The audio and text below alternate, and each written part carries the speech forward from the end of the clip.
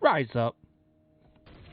I would like to personally welcome you to Man Hour After Dark. Say that then. While I bring you the host, Mike, Buck, and Cone. You know who's coming to the sports talk than what you about to hear right here. I second that. Go. You know that it's us when we talking about sports. Giving you facts on the field to the court. Tune in, we need the support. 1 hour too short, still listen some more. On all your stations, not dropping no music. Starts like Adidas, but Nike just out of there. 4 on the 4th, we go for the win. Michael 2 seconds, we taking it in. Buck, Mike, and Cone. You know what's going on. Man, now we're after dark. No LA, we the big spark. No 4th and inches won't cut you short. Got the best talking, it's all sports. Buzzing more than buzzer beaters. We coming live all through your speakers. Go.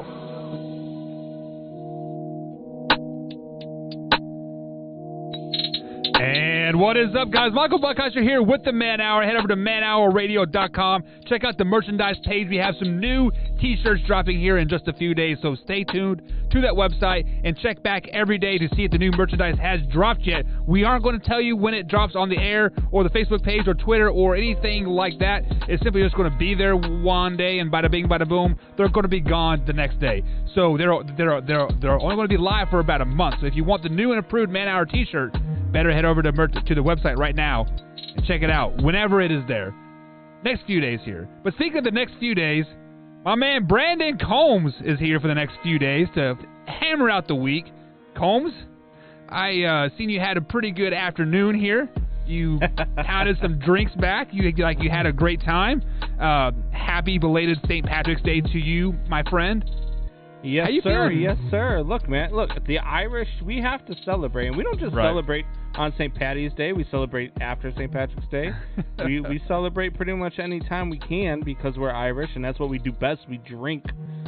So, yeah, I was at lunch with the family today, and I messaged you and showed you I had a, they call it the Boomerita at Outback Steakhouse. Okay. And it's a server of 4 different margaritas that they bring to you. And it's got different flavors, and I gotta tell you, if you've never been to Outback, when you go, you gotta try the Boomerita. I did that, and then did the steak and lobster. Man, it was a good afternoon. Yeah, and as we do have some people already chiming in here, we have a Hoffy coming in, says, Irish Nation, stand up there. Yes, sir, Irish Nation do stand up. And Tori Anderson says, well, if there's this or Mr. I can't use Twitter, referring to Brandon Combs. You guys can find Brandon Combs on Twitter. Because he has literally tweeted at you all day, said, hey, I need some more friends. And you are refusing to follow him. Like, he flat out said, I need more friends. And I am the only one that has followed my man Tori on Twitter. You or White have not followed it. In my defense, all afternoon I was out. Like, I was spending the day with the family and just enjoying. It's Michelle's day off of work today, so we were just enjoying the day. And yeah, I didn't even think about the show or anybody on the show or Twitter or ESPN today until about 15 minutes before when we started prep. True or false? You texted us all day with like pictures and TikToks and whatnot. True or false? False. That is not false. Not today. Let me pull my phone. Not today. Combs, 16 unread messages. You're lying. You are lying, sir. That is actually my mom. My mom has been texting me nonstop today because she is coming down to southern Indiana this weekend, my mom and dad and sister, because it's my little man's birthday, dude. He turns 1 year old on the 18th here, so I am really excited. No more... Maybe he can officially sleep through the night now. That would be highly fantastic. That would be a great birthday present, wouldn't it? Oh, dude, I would be ecstatic. I'd be like, yes, my life is finally fulfilled. I can get 8 hours. Dude, honestly, Combs, like, I don't know how, like, single people can do it and have, like, 3 or 4 kids and, like, do they just let the kids, like, cry all night? Because, like, oh, dude, like, right now I am, like, physically just exhausted. It's crazy. I do. So look, man, with my kids, it was one of those things where Junior, he would sleep through the night easily. Alan was like, I couldn't get that kid to go to sleep for nothing. I couldn't get him to go to sleep for nothing. So finally, it just came to the point where, and I know it always sounded mean. At first, it sounded mean to me too.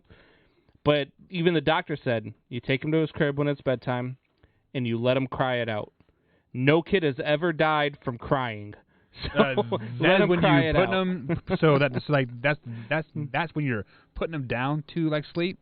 Yep. Right. Yeah. I mean, like my boys never had a problem of going to sleep. It was sleeping past that 2 o'clock hour. It's like once the 2 o'clock hour hits, boom, rise and shine. No, dude, come on. But that's what the doctor said. The doctor said you have to let them cry. You have to let them work themselves through that, because they say that eventually the kids will they'll figure out what's going on, and then they'll develop into your sleep pattern. So.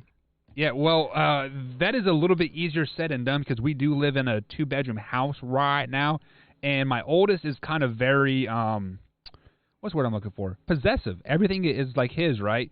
And there is no way he is sharing a bedroom with his little brother Tori Anderson, right now. I just followed you on Twitter, There sir. you go. So you guys can follow us on Twitter at @manhour_Buck and at @manhour_Combs. I mean, I'm more active on Twitter than Combs is, because, like, basically, like, my first part of the day between, like, 5 a.m. until, like, 10 a.m., I'm pretty much just trolling like all day long. So and people ask me all the time, they're like, how come you're not so active on Twitter, not so active on TikTok?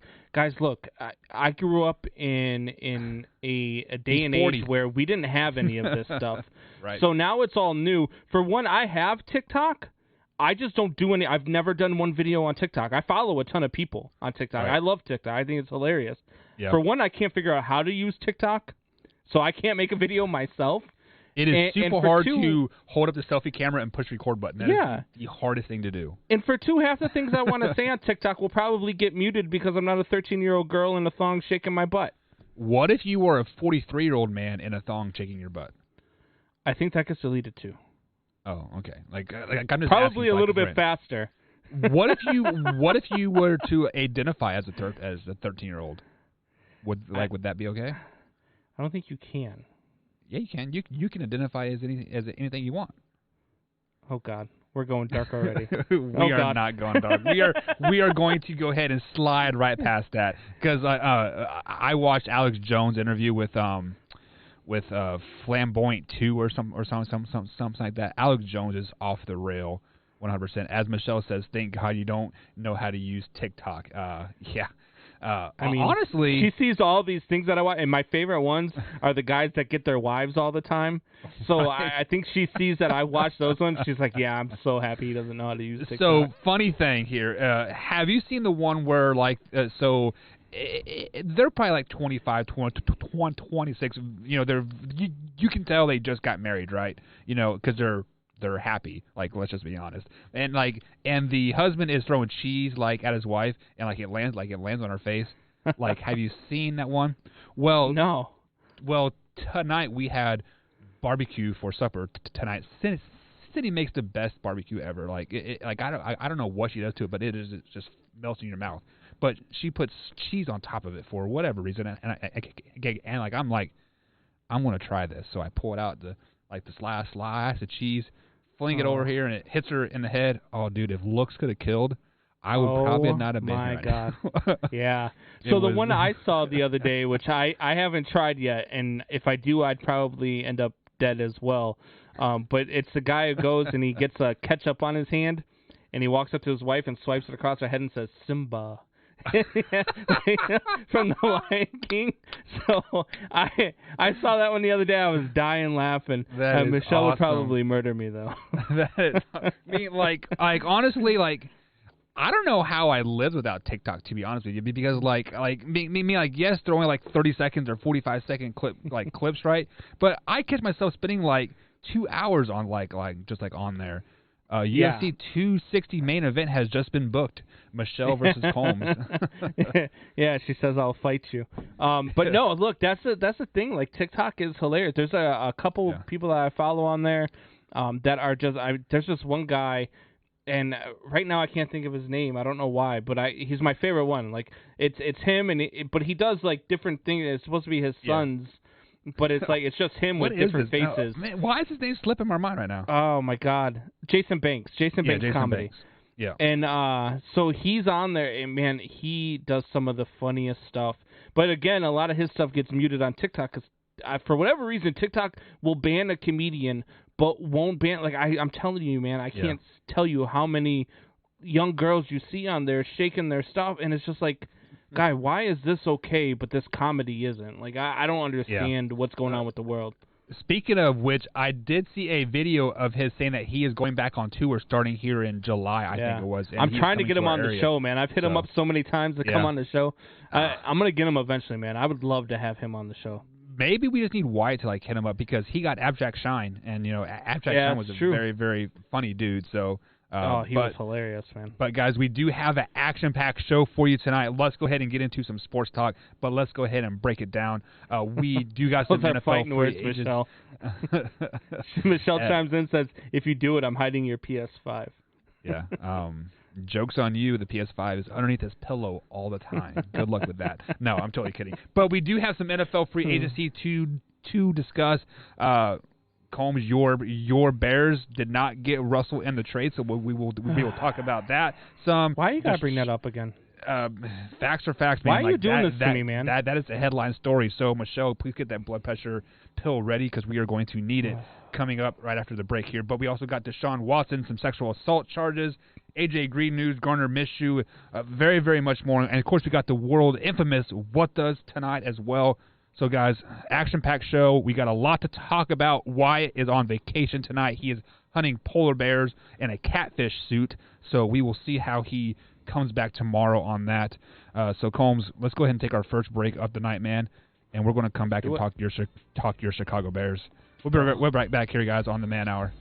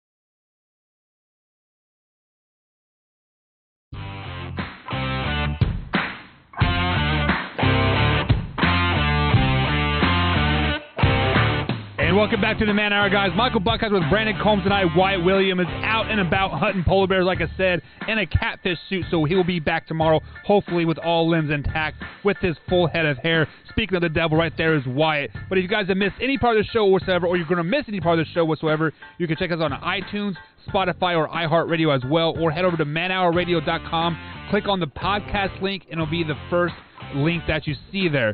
So like I said, iTunes, Spotify, iHeartRadio, definitely download the podcast, guys. It helps us out more than you will ever know. Also, if you're watching us on youtube.com/Man Hour, feel free to hit that like button right now. If you're getting any entertainment or advice or knowledge out of our show tonight, definitely hit that thumbs up and you know, help the show grow, guys, 100%. So let's go ahead and bring Combs back on camera here. So Drew chimes in on the chat line and says, where's the leprechaun Wyatt? Well, if you look up here, Drew, right in the top of the screen, there is a little leprechaun sitting there. That is how we added Wyatt to the show without having Wyatt on the show.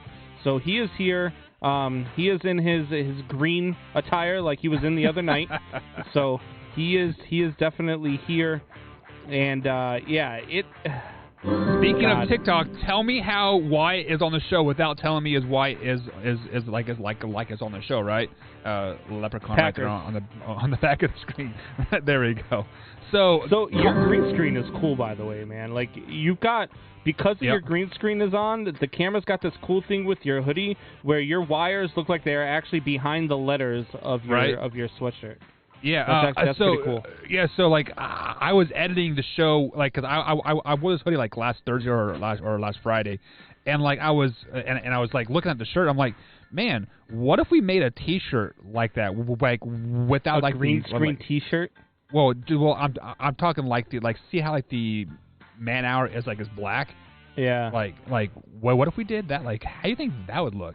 Like on a T-shirt. Yours would look great if it didn't say Mike and Mike at the top. There's no longer Mike and Mike. This was the original hoodie, and my man Mike LeBlanc, we miss you, LeBlanc. Me and him started this. We took the old show, put it in a new direction, and then I brought Combs on, and we kind of we are at to where we are at right now. LeBlanc's still here without being here, though. Come on. Yeah. Now. Yeah, I mean, I feel like I actually talk to him more now than we actually did, like, during the show, to be honest with you. But man, he is a great guy. I mean, a brother from another mother, that type of thing. And, yeah, definitely welcome on anytime he wants to come on and talk his teams. No, I said teams there. Teams. Yeah, he's got teams. Him and Wyatt have some great Green Bay Packers talk, because whenever the Cowboys suck, he likes the Packers. So. Oh yeah, he is definitely a closet Cowboy or a closet Packers fan, I should say. What's going on, Jameson? Yeah, Jameson, what's going on, man? So let's go ahead and jump into it. Jameson is a huge 49ers fan, so we'll be talking about his man Deshaun Watson coming up here. But first things first, man. Let's talk your Chicago Bears. I mean, Combs, it seemed like the writing was on the wall. The Chicago Bears were going to make a huge push for the Seattle Seahawks the Seattle Seahawks quarterback. Everything was going to be all great and mighty in Chicago, Super Bowl bound, AFCs NFC championships and this and this and this. And then you guys signed Andy Dalton. I'm not saying Andy Dalton is a bad quarterback. He's just not Russell Wilson caliber. But then we sat back, we gathered our thoughts, and we were hearing I was hearing rumors and reading rumors that the Seahawks didn't have a plan B for a quarterback, so they were waiting for a trade with somebody with a quarterback. Well, later, once Andy Dalton was signed, the dust settled. The Chicago Bears presented a trade offer to the Seattle Seahawks that came out to be public. This trade offer, Combs, 3 first-round picks, a third-round pick, and 2 starters, which the starters were unnamed. So I kind of feel like it's who do you want? What 2 starters do you want to make your team, right? And I know Pete which Carroll, they were. But Pete Carroll and the Seattle Seahawks said, nah, we're going to keep Russ. So I'm going to present this question to you, Combs, real quick here. Well, not real quick. You can go into the depth whatever you want. You can get the blood pressure to 165 if you want, because your wife is a nurse. So she will save your life. But did the deal not entice Seattle enough, meaning they wanted more? Or is Seattle just sold like Russell is our guy? What are your initial thoughts on this? So I feel like Seattle, there's a couple things that's going on with Seattle and Russell Wilson. A couple things that I've heard. One is that they're not going to move Russell Wilson until after June 1st because of some sort of thing that happens with the salary cap. If he's moved before June 1st, there's some sort of hit to the salary cap, and if he's moved after June 1st, it does something different. Okay, I don't know the ins and outs of that, but that's what I'm hearing, is that they're not moving him until after June 1st because of that. The only reason I don't think that they take this trade is because one of the 2 starters' name is Nick Foles. And I'm sorry, but you're not going from Russell Wilson to Nick Foles. The other starter's name happened to be Akeem Hicks, which is a huge get if you're the Seattle Seahawks. However, you have no backup plan at quarterback. Nick Foles is not going to get you there. You have no backup plan. You're going to get the 20th overall pick with the Bears' first rounder this year. Could you get a quarterback there? Sure, but you're not there if you're ready to compete now. I don't feel like the Seahawks are ready to go through a rebuild or a restart or a reset, if you will.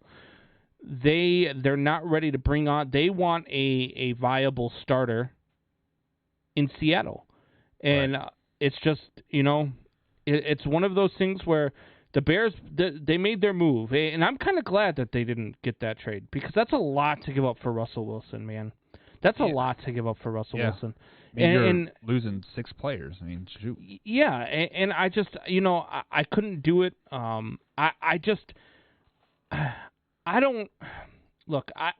I'm not sure that anything short of Deshaun Watson, I don't think Bears fans are going to be happy, myself included. I mean, you're just not, and you end up with Andy Dalton, and everybody's losing their mind here in Chicago. I can't believe we got Andy Dalton, and I'm one of them. Like I don't like the trade. I don't like the signing.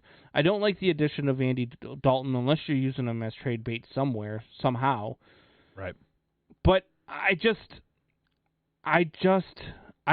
with this front office, I'm just not surprised anymore. Like I'm not. This front office is a dumpster fire. It just is, and it's not going to get any better until Ryan Pace and Virginia McCaskey are gone. It's not just Ryan Pace; it's Virginia McCaskey too. She handcuffs a lot of the moves by not allowing certain things to happen. Right. So you said you are not happy with the signing of Andy Dalton, and basically it is basically Deshaun Watson or bust, like in the Chicago Bears and the Chicago area mindset, right? So I'm going to give you 4 quarterback names that have already signed deals, so they're not out there to be offered. But would you? Or sorry, I'm going to give you 3. One of them, which was Andy Dalton, so that would have been the fourth one. But of these 3 quarterbacks, would they have fit the Chicago scheme and kind of got you guys through the next year? The first name I'm going to put out here is Ryan Fitzpatrick. Would you have been happy with Ryan Fitzpatrick in Chicago? I'd have been happier than I am with Andy Dalton. Okay, what about Jacoby Brissett? He signed a 1-year, $5 million deal. Again, I would have been happier than I would have been happier than I was with Andy Dalton. How about Tyrod Taylor? He's about on the same level as Andy Dalton. He's just a little bit more mobile. Okay. So Tyrod Taylor, I probably wouldn't have been happy with. I just look, for me, if you were going to go with Andy Dalton, who is an older, more injury-prone version of Mitch Trubisky, I just don't understand why he didn't stick with Mitch for 1 more year. I just don't get it. Yeah, well, it's because they would have been paying him like $17 or $18 million, right, for that 5th-year option. No, it was his 5th year. It's still on his rookie deal. Yeah, it would have been pretty expensive, wouldn't it? Yeah, but Andy Dalton for $10 million or Mitch Trubisky for $18. I'm going to stick with the younger guy who I put my draft stock into. Who, I wanted a kid to succeed. He's just not a good quarterback. He's just not. He's okay. Not. He's not a workable quarterback. But I would, if you're going to go out and get Dalton, what's the difference? Other than the extra $8 million, but I mean, what are you going to use the $8 million for? Show me something you're going to use the $8 million for, and I'll be happy with you. But you're not going to show me anything that you're going to use it for. Okay, and then obviously the other big quarterback that was signed, if you want to make 4 there to hold me to my word, Jameis Winston. Would you have been happy with him in Chicago? Yes, I would have been extremely. Out of all the quarterbacks that were available, other than obviously Deshaun Watson, because anybody and everybody wants Deshaun Watson. Right. I would have been extremely happy with Jameis Winston because I think that Jameis Winston is a top 10 quarterback in the league, and I've said it. I know people think that I'm crazy. He's a top 10 quarterback in this league, and he's going to prove it this year in New Orleans. Backup? I would have. He's not going to be the backup there. He's going to be the starter. But I'm not going to be.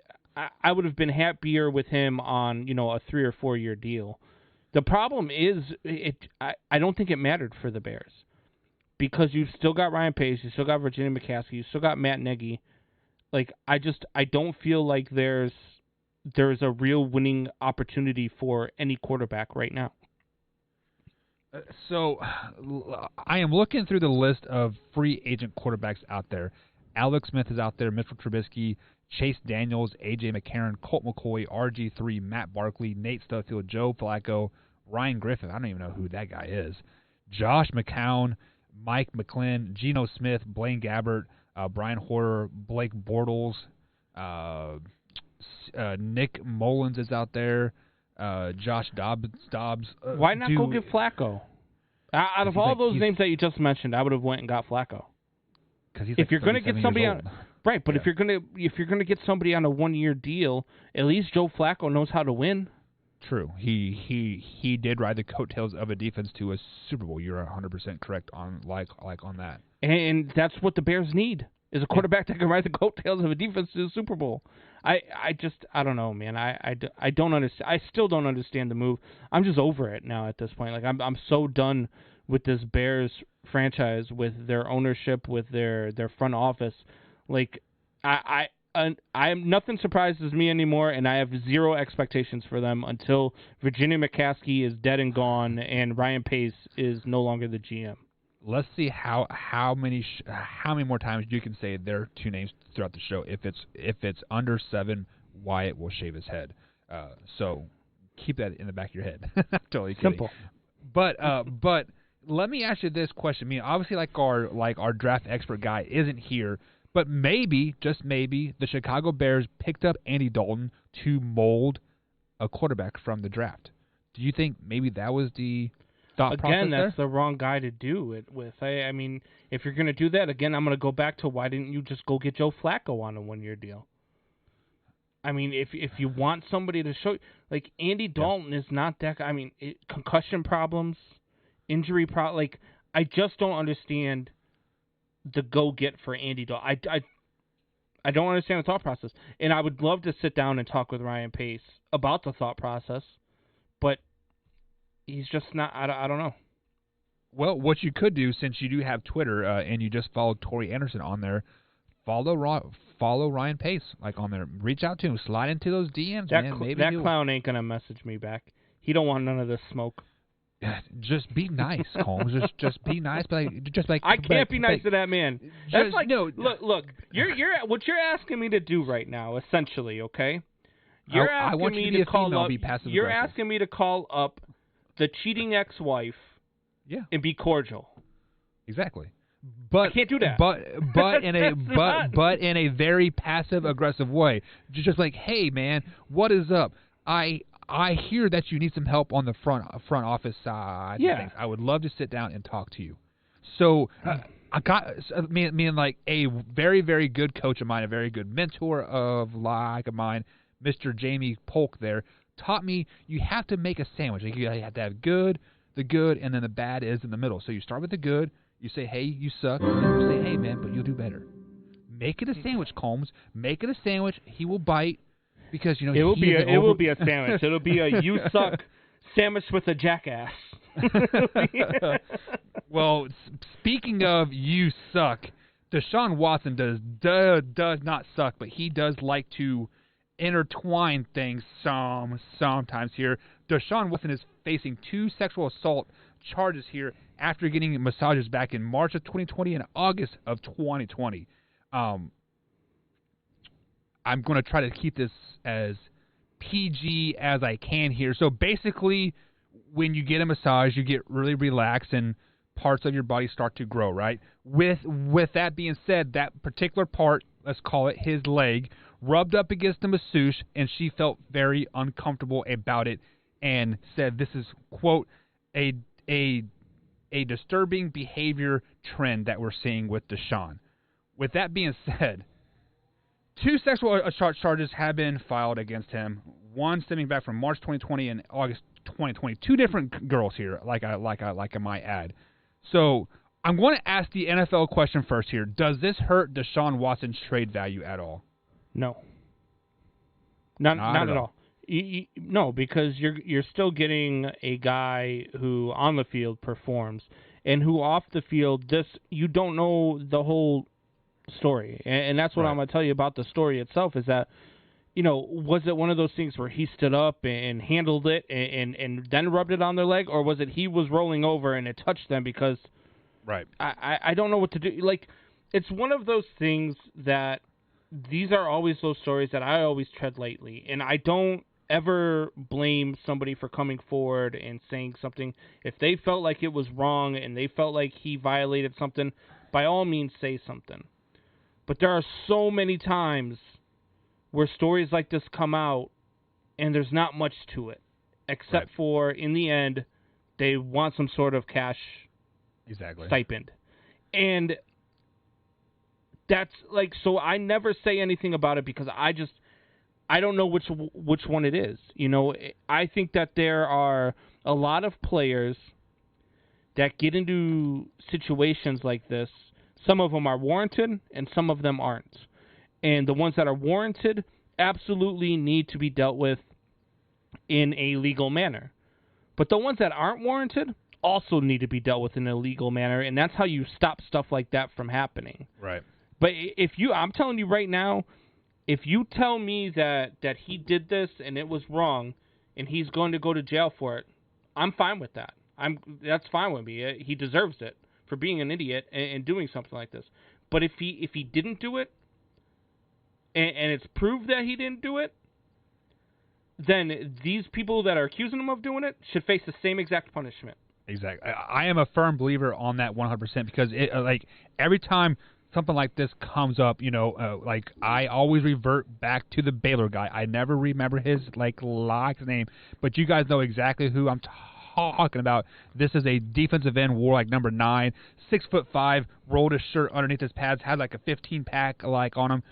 He was a very statued built man. He was going to go first round into the into the NFL, and then these rape charges came out on him. I think 3 years after the fact, it proved that this girl totally just made it up because he didn't want to sleep with her. So she made the whole thing up. So with that being said, Deshaun Watson is an NFL quarterback. You could be the ugliest. You could look like Wyatt. No, I'm totally kidding. I'm totally kidding. But you could be the ugliest person. That's so mad. You could. Who was the guy that says D's nuts? He's all messed up teeth and whatnot, and has a big a big underbite. Yeah. You could look like him. But if you are an NFL quarterback, you're going to have women throw themselves at you over and over and over. So I don't think Deshaun Watson did anything. That's not to be said that guys that should be able to do this don't do it. You know what I mean? Right. Because there are Antonio definitely Brown. guys out there that still, And Antonio Brown, you look at the guy that just came from in baseball from the Red Sox organization, was in the Cubs organization. There are absolutely guys at this level that will do this type of stuff. Ben Roethlisberger, we've seen it with him a couple times. So there are guys that put themselves in that situation. I'm just going to reserve judgment until I hear the whole story. I'm not going to say that he didn't do it, but I'm not going to say that he did do it either. I need to hear the full story. Penelope's over here with the angry face. I'm not sure which way she's leaning on. She's mad at me for making fun of her grandson. Oh, Wyatt. I'm not making fun of her. I was just poking fun. But Wyatt anyway, is my boy. Like Jameson says here, it's BS. This attorney is neighbors with the Texans owner. It's nonsense. They're trying to kill his value so no one wants to trade for him. I could believe that story too. Yeah. In this Texans owner, there's a reason why everybody wants out. So I'm not saying that this guy can't. Yeah. You know what I mean? I'm just saying there's something. There's never been anything in this realm about Deshaun Watson off the field doing anything wrong. Yeah. So I'm going to give him the benefit of the doubt. So Jameson threw up the first red flag. Red flag number 2 for me was it never fails. This happened a year ago, right? March of 2021, literally a year ago. And red flag number 3 is right here on the screen on our chat section here. Like it says, these women asked for a large cash settlement. They're not even trying to get him to go to jail. They just want money in their pocket. It's just. It is so ridiculous. Every time we hear stories like this, Sean Oakman is the guy. This guy was a statue. Every guy dreams to look like him. But back to my thought here, wet dream. But nonetheless, every time something like this happens, Combs, is it the guy in me that always wants to defend the guy? Like, I can say, like, you are innocent and proven, like, I mean, because we live in a world that you are, quote, innocent until proven guilty. But time after time after time, we've seen careers get ended by these allegations that turned out to be true. We are speaking on athletes, but let's look at the Congress, the Brett Kavanaugh guy, right? A girl back from high school said that he took advantage of her in like high school, and none of the friends that were there could collaborate it. She was simply trying to bring the man down. Because it just that's the thing. Like that's how you stop stuff like this. It's a very simple problem, and I don't know why they don't do it. But if you falsely accuse somebody of something like this, because this ruins somebody's life. Yeah. Doing something like this could ruin somebody's life. They have to register as a sex offender. It ruins their life. Sean Oakman is working at Walmart right now when he could be he could be J.J. Watt right now in the NFL. Right. So if you're knowingly and willingly lying and saying that they did this, and it comes to fruition that they didn't, and you lied about it, then you need to have the same punishment. I'm sorry, you just do. And I know, I get it. Like I hear all the stuff all the time. Look, I've got a daughter, an 18-year-old daughter who's in the Army. There are stories that I know of. There are stories that I've lived. There are things that I've seen that I am fearful for my daughter being in the Army. Right. But at the same time, I've taught her enough to know how to handle it. Right. And she's not just going to go out and make up a story to get somebody in trouble. So I understand the side of things where you don't want to, ever stop somebody if they feel like they've been, something's been done wrong, that they need to go and they need to tell somebody. You always want to make things right. You always want to be able to go and talk to somebody if you feel like somebody's done something inappropriate to you. But for those few that are out there lying about it, right, those are the ones that something needs to be done for. And you can't just have it one way. So I do know we have some law enforcement in our very active chat group. Like I know Drew is a police officer. Mrs. Smith used to be a police officer. She's now a dispatcher. I think I will. And she also just came across the chat here saying that plus it makes it harder for the true victims to actually come forward. Right. So let me ask you this question. I want to have a lively discussion in the chat here because we're getting ready to go to break here just a couple minutes or so. How can we put that into law? Like if you falsely accuse somebody of such a heinous crime, it's completely false, no basis of it whatsoever. How can we, make that charge happen? Like, does it have to go? There's got to be to protest it. I think it's a false police. At that point, it's only a false police report. But it needs to be more. But there's a lot of laws out there that are like that. It's not just this one in particular. There's a lot of things. Like family courts are butt backwards too, and I can attest to that for one. There are a lot of things in law that need to change. However, they need a voice. They need to be brought before, and then they need to have stuff passed. Right. The problem is that those voices that are in office, a lot of them like to get away with this type of stuff, so they're not going to pass that law. And I'm sorry, I'm not getting political with you. I'm just telling you that's the truth. That's the God's honest truth. There are people out there that don't want laws to change, and they're in office because it helps them out. Yeah, it's just like, I don't know. I mean, it's like I feel like every time it is almost saying like, Combs, I am like, let's say you and me start to fight, right?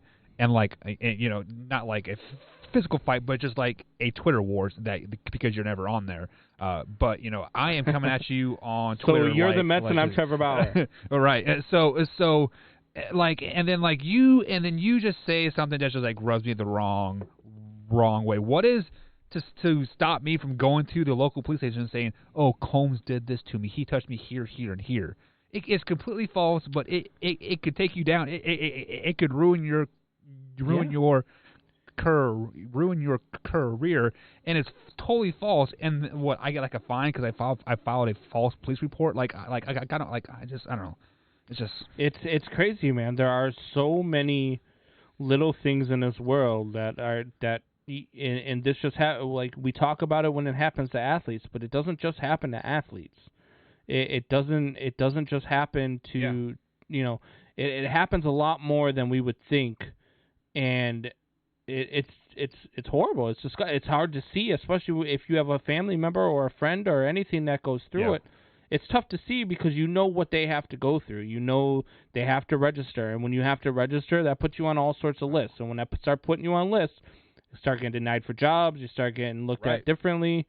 And then not only that, but now all your neighbors can look you up and see you on this list. Yeah. Like it's a bad thing all the way around. And to falsely accuse somebody of this, and I'm not saying that that's the case in Deshaun Watson's case, but if it is, to falsely accuse somebody of this is just I don't even know how to explain it, man. It's a heinous act. To be honest, I'm giving him the benefit.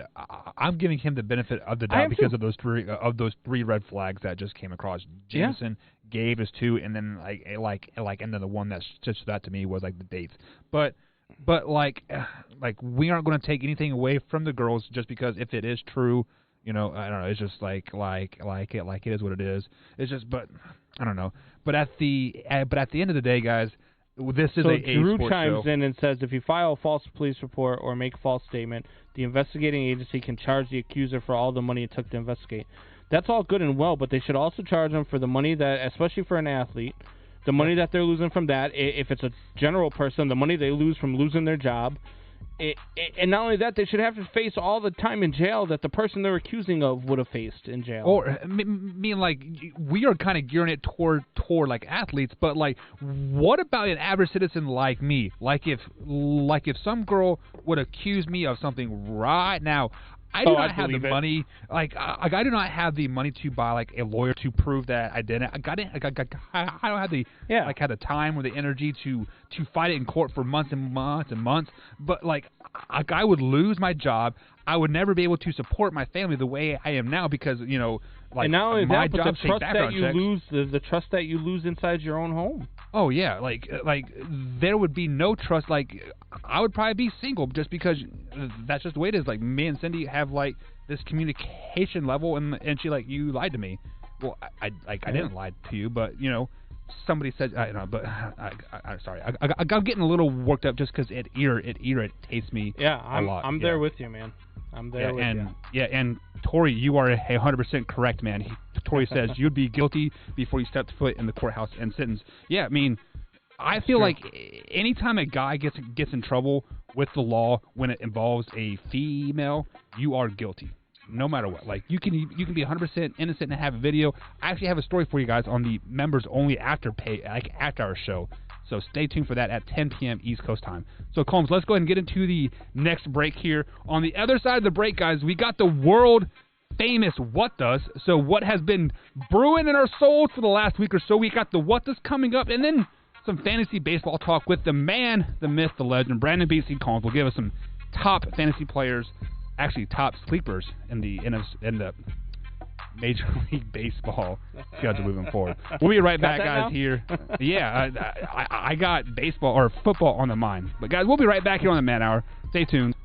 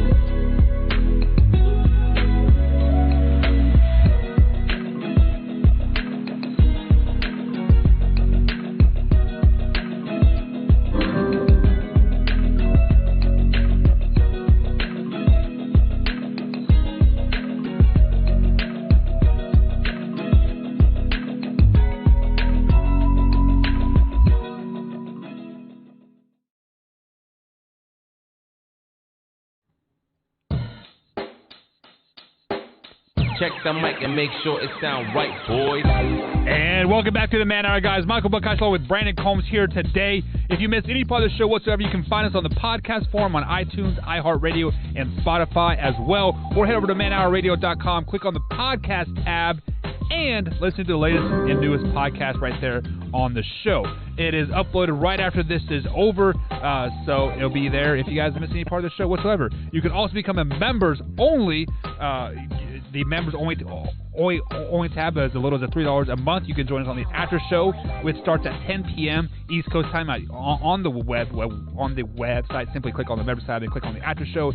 It's there. So it's as little as $3 a month, and you get discount codes. You get a hoodie or a T-shirt after 6 months of being a member, and you get to hang out with me and BC. BC, welcome back to the show, man. What is going on? I was cracking up backstage. Tori Anderson is all in on this game over here on YouTube. Yeah. So we got a points game. You guys can gamble points when you watch us on the YouTube lives. Right. And he says his what does that the gambling game is rigged. That's twice now. He just gambled away some points and lost all of them. So he's not happy right now. That's his what the right now is that the the game is rigged. Yeah, if you guys are curious of what we are talking about, if you watch us on youtube.com/manhour, during the live show here, we are live every Monday through Friday, 3 p.m. East Coast time, and every Sunday through Thursday, 8 p.m. East Coast time. You can gamble points on there, and at the end of each week, we reward the loyalty winner of the week with sometimes some clothing, sometimes some discounts for clothing, sometimes just a good old pat on the back. Like, you never know what is going to come, so we'll figure that out tomorrow's show of what we're going to give them, Combs. But are you ready to start one of the best segments that we have here on I'm always ready, man. I was born ready. Ready? Let's do it, man. You going first or am I going first? I got it.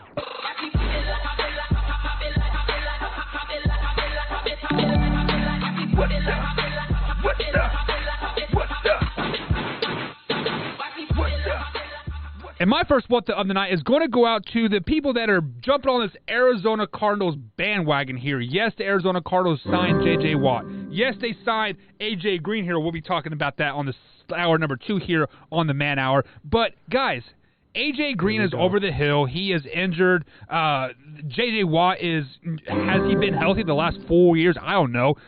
Does he even still have a back anymore? Who really knows? But let's be honest. The Arizona Cardinals don't have a quarterback that's over 6 foot tall. How can he throw to all these weapons? So all you people jump on this Arizona Cardinal bandwagon, you guys get the what the. They're going to be a bust this year. 100%.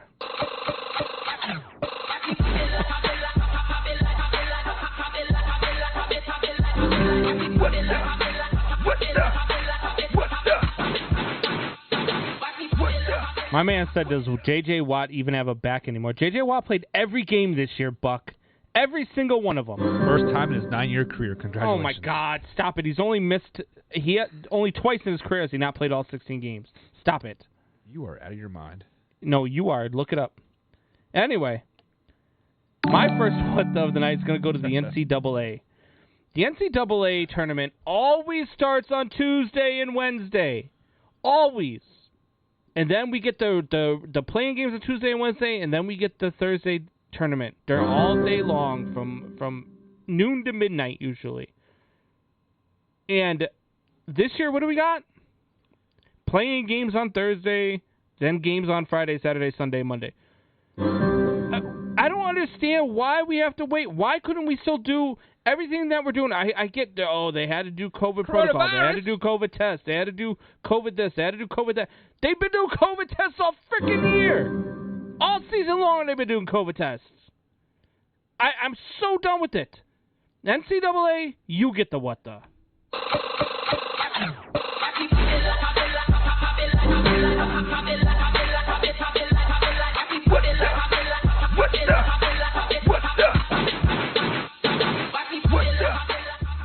Oh, my bad. My next what the is going to go out to my man Mike LeBlanc. Yes, he is my brother from another mother, and we did not get sued by ESPN by having the name Mike and Mike, because it's not the Mike and Mike, it's Mike and Mike Man Hour there, Tori. So you get the what the for that as well. But it is going to go out to Joe Burrow lovers out there, a.k.a. Mike LeBlanc. Mike said that Joe Burrow was going to be the rookie of the year, and yes, he got hurt, and I think he was playing a pretty stellar season. But let's look at this down the field passing statistic. Joe Burrow was 7 for 40 in deep passes. Deep passes is considered a ball 20-plus yards down the field. And then Mike also come out and said that Daniel Jones is a trash quarterback. Absolutely horrible. Daniel Jones had a 50% completion percentage for down the field passes. So who is really trash quarterback now? Joe Burrow or Daniel Jones? Mike, you get the what the for jumping on this Joe Burrow train. That's 17.5% completion percentage. Congratulations on that one. Mike LeBeau, you get the what the.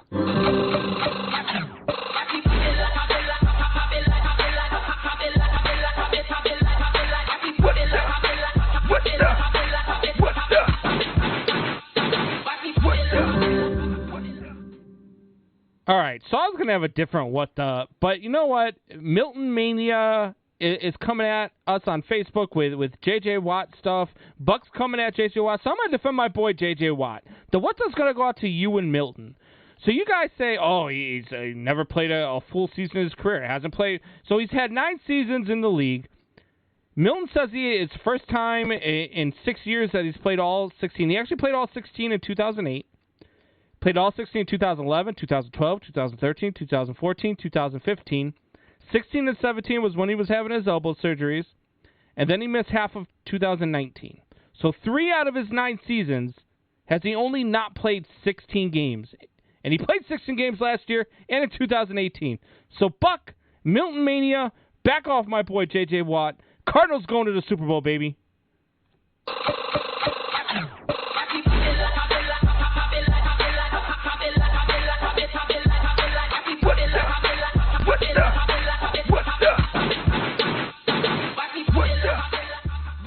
Oh, Combs. So you're telling me that J.J. Watt has played 66% of his seasons. Congratulations. I mean, I guess as a Bears fan, you should be used to 66% winning percentage. So, I mean, I guess it is what it is. But my next what the is going to go out to my mom. Yes, Mama Buck. She is coming down to see me this weekend, and I'm very excited to see her. And I couldn't be much more blessed to have a great mom and dad and a sister that I sometimes get along with. But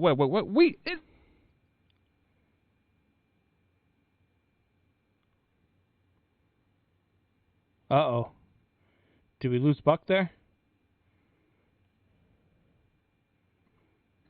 I think we lost Buck, guys. I'm back. Oh, you're back. All right. Apparently, Spectrum didn't like my what the last week, so they're like, hey, we're going to get you this week. Ha, ha, ha. So, back to what I was talking about here. Mama Buck bought my boys a swing set. I'm grateful that she bought us a swing set. I love it, right? Well, the UPS man puts a swing set on the front porch. Combs, do you know how much a swing set weighs in like a box? Yes. And like a 5x, that thing's probably 500 pounds. So I had to carry this box 500 pounds from my front porch all the way to my back porch. Don't lie, you dragged it. Well, of course I dragged it. Come on, it's 500 pounds. But then, do you know how many nuts and bolts are in a freaking swing set, Combs? There are 617 screws, nuts, and washers in this thing. Mama Buck. Look, I'm a carpenter. And it took me 3.5 days to build my kid's swing set. Bro.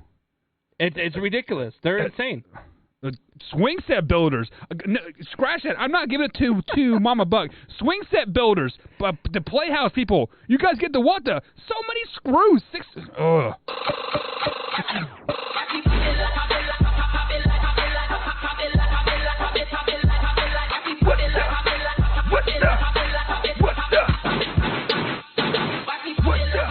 So I'm gonna sit here with my Cardinals helmet since you guys are all about J.J. Watt and you don't like the Cardinals and people hopping on. You know what? My next what is gonna go out to the Chicago Bears front office. The Chicago Bears front office who can't decide who their quarterback's going to be. Whoa, we're going to tease you. We're going to talk about how we're in under Deshaun Watson. We're going to talk about how we're in on I can't even think of his name right now, Russell Wilson. But we're going to end up with Andy Dalton. Or we're going to end up with Mitch Trubisky. Or we're going to end up with this guy. It's been an entire franchise. So you know what? This year, I'm an Arizona Cardinals fan. If y'all can have more than one team, I can have more than one team. Bears front office, you get the what the.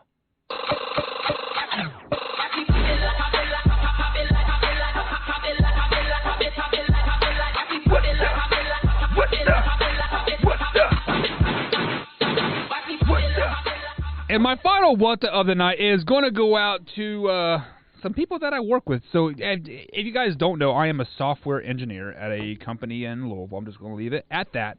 But so I work with other engineers, right? Like people that make stuff and build cars and like, they are engineers. They're very well-educated people. They have master's degrees and PhDs and whatnot. So I myself am a software engineer. You know, I write programs to basically help them do what they want to do. With that being said, I don't work help desk anymore. I worked help desk, 6-7 years ago when I first started my IT career, and like I've gone through the ropes, and I am where I want to be now in life. So this is going to go out to the person that calls me on a daily with their computer issues. They call me today at 5:30 in the morning saying that there's something wrong with their computer and it won't turn on. Combs, general rule, I'm going to bring you back on screen here. General rule 101 is you do basic help desk stuff yourself. Common sense goes a long ways, right, Combs? Guess it's what? True. The computer wasn't plugged in.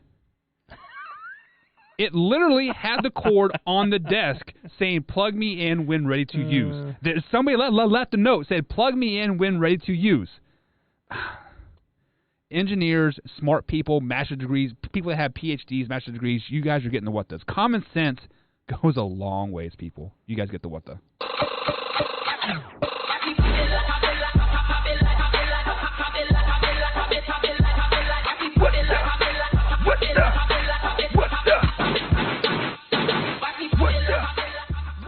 My final what the of the night is going to go out to Outback Steakhouse here in Orland Park, Illinois.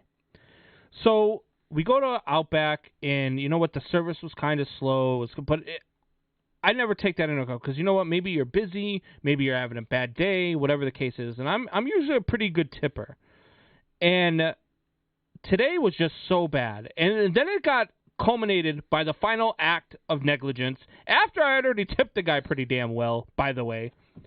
So at the end of our meal, Michelle's dad's back here. We ordered him a bowl of soup that he wanted us to bring back for him.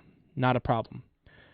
Get that bowl of soup. I happen to love the ranch dressing at Outback Steakhouse. I absolutely, I think it's the best ranch I've ever had in my entire life. Buttermilk so ranch. I order a large tub of the ranch so I can bring home, have it on salads, burgers, whatever I want to put it on. The guy goes, yeah, no problem. We wait for like 15, 20 minutes, no ranch. Finally, I say, you know what, let's just go. So we start walking out the door, and then finally my mother-in-law, my future mother-in-law, speaks up and goes, we've been waiting forever for this ranch. The guy goes, oh, yeah, give me 1 second. I'll go back and get it. I go to the car. I'm already mad. Everybody else is in the car. She comes back. She goes, here's your ranch. It was a little tiny cup of a side of ranch that he gave me to bring home. What am I going to do? What do you want me to take a tomato and just dip it? Like, what am I going to do with that little cup of ranch? So, Outback Steakhouse, freaking, I don't even remember your name, waiter. You get the what the.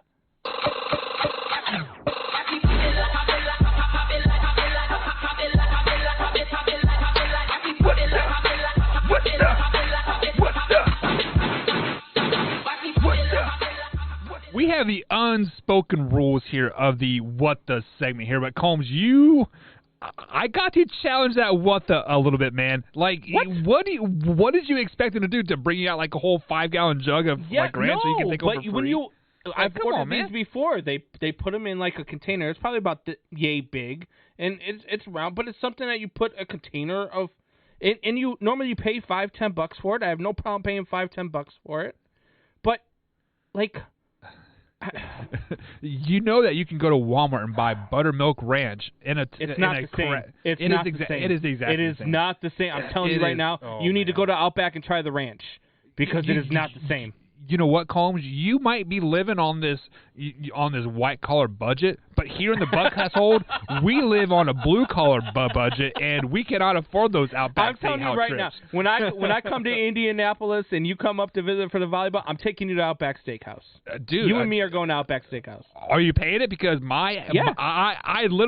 Cindy literally gives me an allowance of $100 a week. That has to cover my gas, my energy drinks, and my lunch. Here's how it goes, and we had this conversation earlier with Michelle's dad. I don't tell anybody I'm paying the bill until after they order, because that way I know they ordered what they would have ordered on their own dime, right, and then I offer to pay for it. So I'll let you know halfway through dinner whether or not I'm paying. Fun fact is, like, I usually order less when I think somebody else is like going to pay, just because I feel bad about it, to be honest with you. And Tori Anderson says Brandon kind of went Karen mode there. Yeah, he definitely went Shad mode. No, 100%. It's not Karen mode. I don't expect a little tiny. Why would I want to take a little tiny cup home? Why? What am I going to use it for? I didn't have anything to dip it in. I didn't buy anything to dip it in. I ordered steak and lobster. What am I taking this little thing of ranch home for? Exactly. You ordered steak and lobster. Why need ranch? Like, you are just... I even said, can I order at the end? I said, can we order a baked potato soup to go and a large order of ranch? It's not... I know what my first wata is of the next week. It is going out to Combs for trying to go to Outback Steakhouse and get free ranch. I wasn't trying to get free ranch, Buck. I said I would pay $5-10. I don't care. Charge me whatever you would charge me for. Charge me $5, which is what a bottle of ranch costs in the stores. But it's not the same. I'm telling you. Once you try Outback Ranch, you're never going to be the same again, and you'll understand why I said what I said today. No. Yeah, you will. I promise you. We're going to take a quick little break, guys. On the other side of the break, we are going to talk some Major League Baseball fantasy talk here. Fat guys do not eat salad. That's why they're fat, Combs. Sheesh. Hey, I'm a fat kid. My next wata goes out to Combs trying to eat a salad when he's... No, I'm kidding. Look, I got to get in wedding shape, man. I got to fit into my tux. Yeah, or just get next size up. But, guys, we're going to take a quick little break. Fantasy baseball talk coming up here on the Man Hour. We'll be right back. Fired.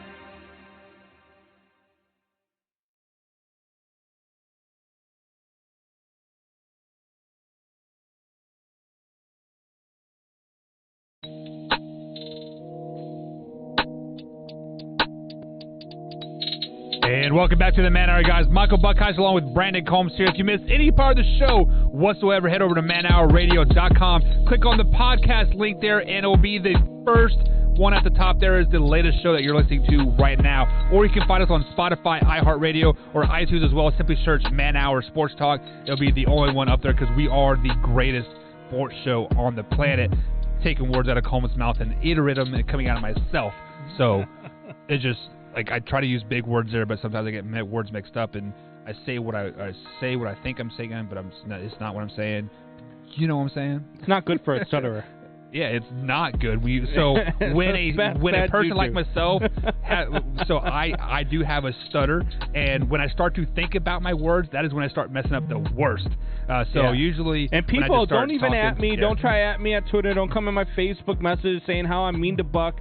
Hey, Yeah. I joke around with him about his stutter, but if any of you say anything about his stutter, I'm coming at you.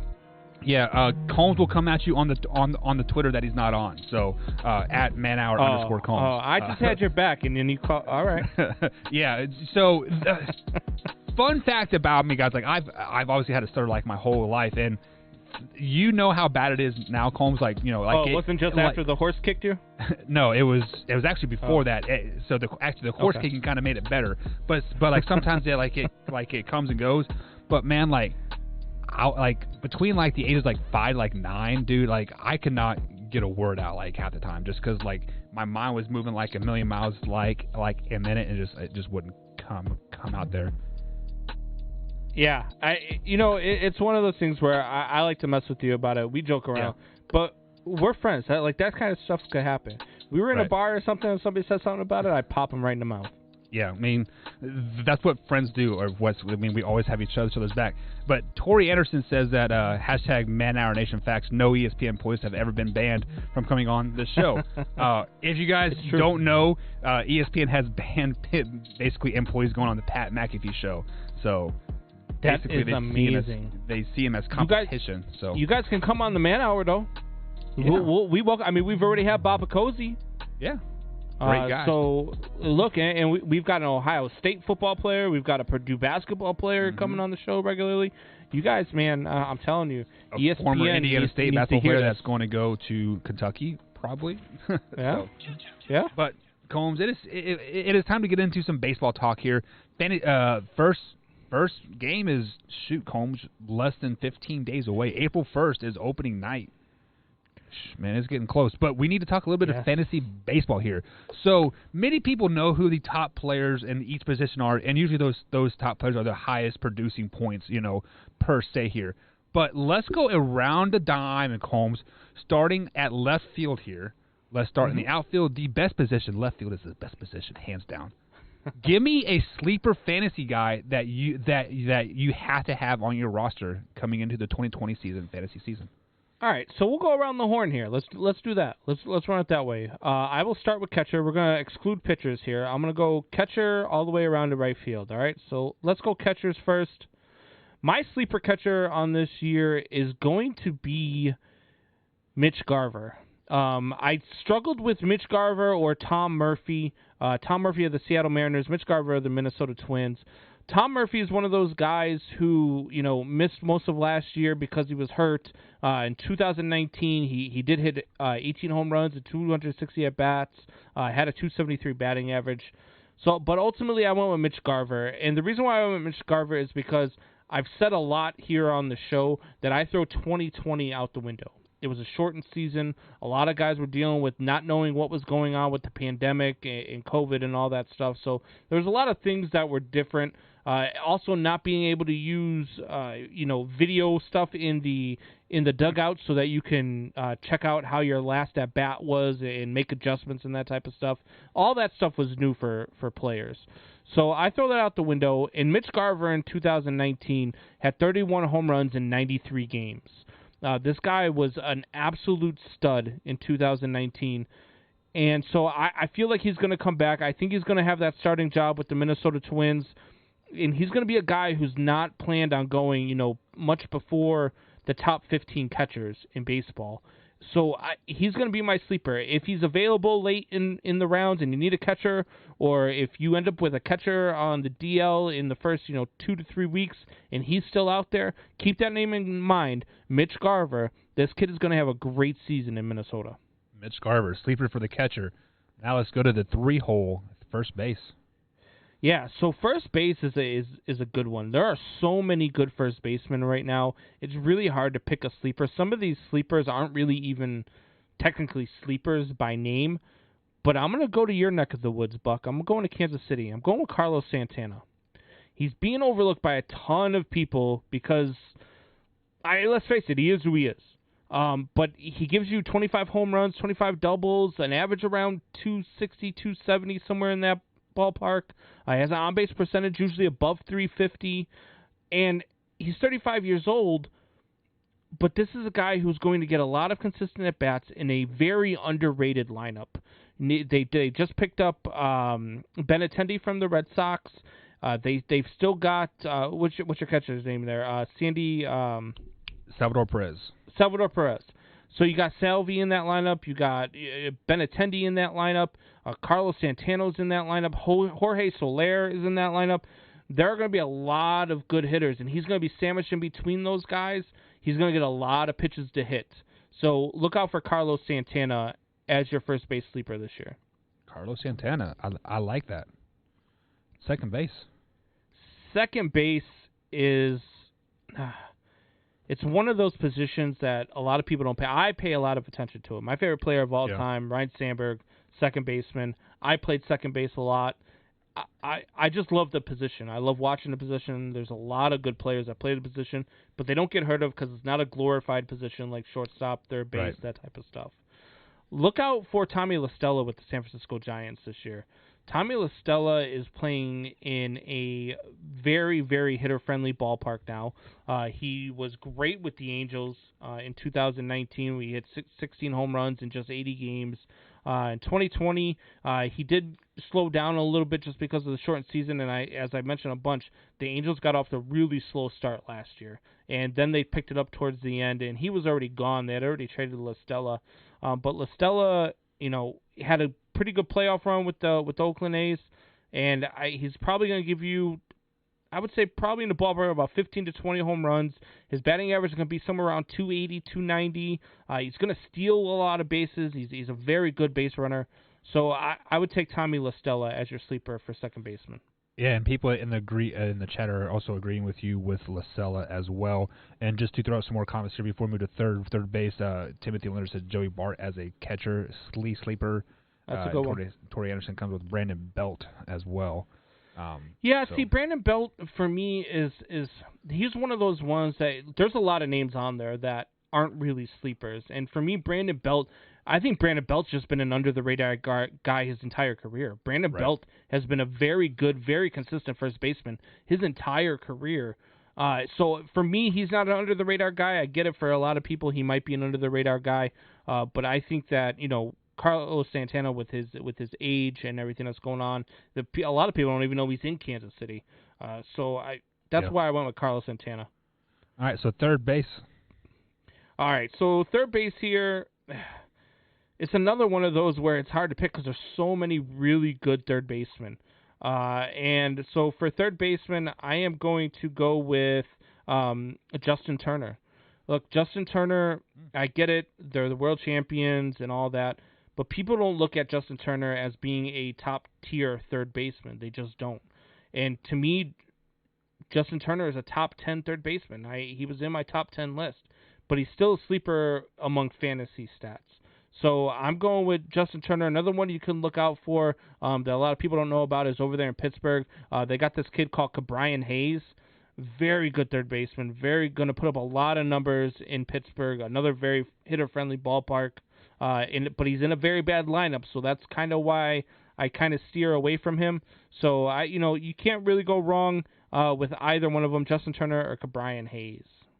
So we are going to have a lot of fantasy baseball talk coming up here on the Man Hour in the upcoming week. So I'm going to save a lot of my questions for that. So let's go ahead and move over to the shortstop position, 6-hole. Yeah, so this might surprise a lot of people because I'm very down on this team this year. I don't like the way that they are, but in order for them to be good, he's going to have a good year. And he's been a very consistent player his entire career. But St. Louis Cardinals, Paul DeJong over at third base. He did have COVID-19 about a week into the 2020 regular season. That might be a reason for the drop in his stats last year. Again, I throw 2020 out the window. 2017 to 2019, his extra base hit rate was over 40%. So he's a very good doubles guy, triples guy, very fast, very speedy. He's going to steal some bases for you, very smart base runner. He's going to hit probably about 270, 280 most years for you, so look out for Paul DeJong at third base. Shortstop, you mean, right? Oh, yes, I'm sorry, shortstop. Yes, sorry. Okay, yeah, I'm just making sure because sometimes I get names mixed up myself. So let's go ahead and move into the outfielder. Since Alex Gordon has officially retired, I can't pick him in fantasy like anymore. So who is the sleeper in left field? So outfield, I kind of go all around the place. You really don't break down outfielders to left field, center field, right field. Outfield is just, I'll give you 3 sleepers for the outfield. And those 3 sleepers are going to be Trey Mancini of the Baltimore Orioles. Like, another very bad lineup, going to be on a very bad team. They might lose 100 games this year. But the guy just beat colon cancer, which also caused him to miss the 2020 season. Mm-hmm. He is very, very good. And this guy bashes about 35 to 40 home runs a year. He hits high for average in the 290s, 300s. So he's not your prototypical, power hitter like you see in a lot of guys now who are striking out 300 times a season. He has a 290 average in 2 of the past 3 years. So, you never know what a guy's going to be coming off of colon cancer, but I really like Trey Mancini, and I really like to see him do good things. I think he's going to be one of those guys that you could really cheer for and really have on your fantasy team as well, because he's going to put up numbers in Baltimore. The other guy is Cole Calhoun from the Arizona Diamondbacks. Cole Calhoun is just, look, he's a stud that nobody knows about. So Cole Calhoun was with the Angels for a long time, and he just never materialized. Being in the lineup, I don't know if it's just being in the lineup with Mike Trout, so you're not seeing the enough pitches hitting behind Mike Trout, that type of stuff. I'm not sure what it was, but he's one of those guys for me. He can provide you 30 home runs or more. He's going to hit in the 280 to 290 range. He's going to have a whole lot of doubles for you. This guy's a doubles machine. So I'm going to go with Cole Calhoun as my second sleeper. And my third sleeper is going to be A.J. Pollock of the Los Angeles Dodgers. This outfield is just stud stacked. I mean, you've got... Yeah, I mean, you've got... But losing Jock Peterson... A.J. Pollock's going to see a lot more playing time out in left field. So for me, he's going to be a sleeper here. He's going to be a guy who's going to hit probably about 275, 280, somewhere in that ballpark. Again, a lot of doubles. Dodgers ballpark. Dodgers. That ballpark doesn't play well lively at night, but you can't hit a lot of gap shots in there, and that's what A.J. Pollock does. So I'm going to have A.J. Pollock as my third sleeper there. All right, guys. So Brandon Combs just gave us 9 sleeper picks in the MLB fantasy baseball drafts. Combs, when are we doing our draft here on the Man Hour? I have no clue. So Wyatt's setting all that stuff up. I know I signed up for it, and then I forgot that I signed up for it. And then he's like, "Hey, Buck hasn't signed up for it." I said, "What?" And he's like, "Our fantasy baseball." We have a fantasy baseball league. Right. Yeah. Yeah. He kind of caught me off like guard too. So, guys, tomorrow I will post that link on the Facebook page, on Twitter's. So, Combs, be sure to jump on Twitter and retweet that. And I'll also put it in the comment section at youtube.com/Man Hour if you guys are interested in joining our fantasy baseball league. It is totally free. And then Combs, let's say the winner gets a. It's just gonna be bragging rights. I've got something for the winner though. For Major League Baseball, for our fantasy league, I've got something for the winner. So trust me, we'll throw in a baseball tee as well. Like, we'll throw in a baseball tee since it's baseball season, right? So, all right, guys. So we are going to take our second to the last break here. We're going to talk some more NFL free agency. We're going to talk A.J. Green to the Cardinals. We're going to talk Gardner Minshew. And the Kansas City Chiefs O-line is getting reworked as we speak right now, Combs. They just picked up another key piece to their offensive line. So we got that coming up here on the Man Hour and much, much more. Stay tuned, guys. We'll be right back.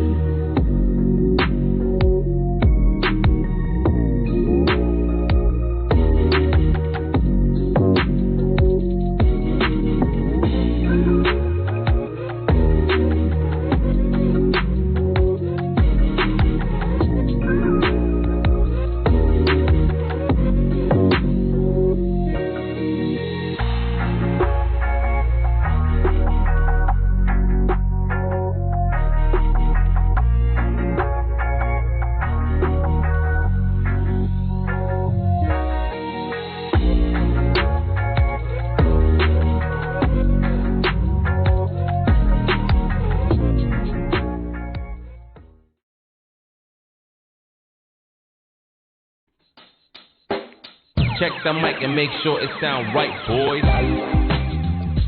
And welcome back to the Man Hour, guys. Michael Buckeyes along with Brandon Combs here. If you guys have missed any part of the show whatsoever, you can catch us on YouTube Live, youtube.com/Man Hour at 3 p.m. East Coast time, Monday through Friday. And also Sunday through Thursday, 8 p.m. East Coast time, over on the YouTube channel. You can also download the podcast form on this on iTunes, iHeartRadio, or Spotify, or simply go over to manhourradio.com and click the link there. Just click on the podcast, and bada bing, bada boom, it's there. Of course, you can always become a member.